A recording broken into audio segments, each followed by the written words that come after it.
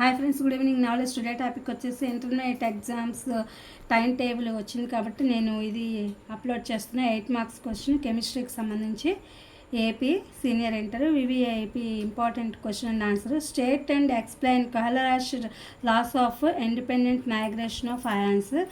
Coleridge laws, the limiting molar conductivity lambda m0 of an electrolyte is equal to the sum of the limiting molar conductivities of cations lambda plus 0 and anions lambda minus 0 of the electrolyte at infinity dilution.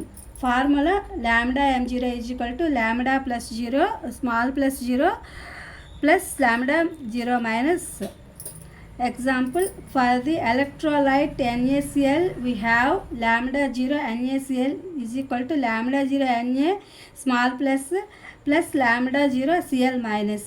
Applications: Coleridge laws is used to calculate the following: limiting molar conductivities lambda 0 of weak electrolytes. Second point, degrees of dissociation alpha of weak electrolytes. Alpha is equal to lambda m by lambda m0. Third point, dissociation constant K of weak electrolytes. K is equal to C alpha 2 by 1 minus alpha. This is the English explanation. అంటే ఏంటంటే ఇప్పుడు మనము వాళ్ళు ఏమడిగారంటే కోలరాష్ నియమాన్ని అనుసరించి దీన్ని ఏ విధంగా చెప్తారు, ఈ ఎలక్ట్రోలైటివిటీ అనే దాని గురించి ఎలా చెప్తారు అనే దాని గురించి క్వశ్చన్ వచ్చింది.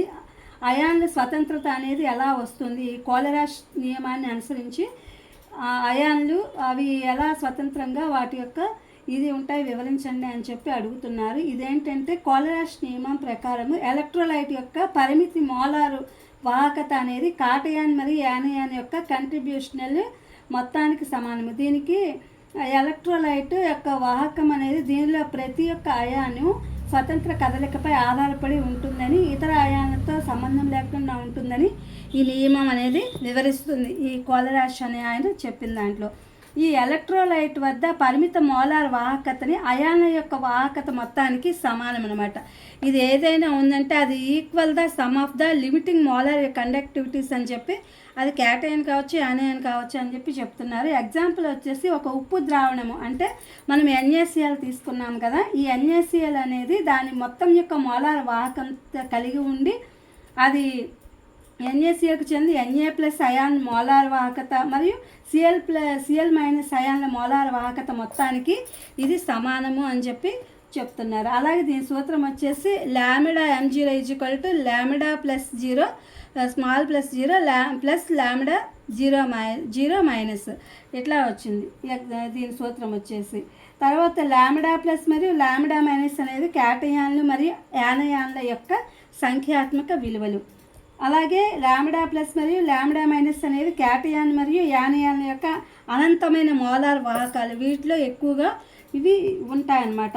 ఈ నియమం ఎందుకు ముఖ్యము అంటే బలహీనమైనటువంటి ఎలక్ట్రోలైట్లను అధ్యయనం చేయడానికి, బలహీనమైనటువంటి ఇక్కడ వీక్ ఇచ్చాం కదా డిసోసియేషన్ అని చెప్పి మనము వీక్ ఎలక్ట్రోలైట్స్ అని చెప్పి ఇక్కడ ఇచ్చాము, లిమిటింగ్ మోలార్ కండక్టివిటీస్ దాంట్లో లాంబ్డా 0 అని చెప్పి అధ్యయనం చేయడానికి ఈ నియమము బలహీన ఎలక్ట్రోలైట్ల యొక్క విఘటనము డిగ్రీని మరియు విఘటన స్థిరాంకాన్ని లెక్కించడానికి ఈ యొక్క నియమం అనేది ఉపయోగపడుతుంది. ఇది ఇంగ్లీషు తెలుగు వెర్షను.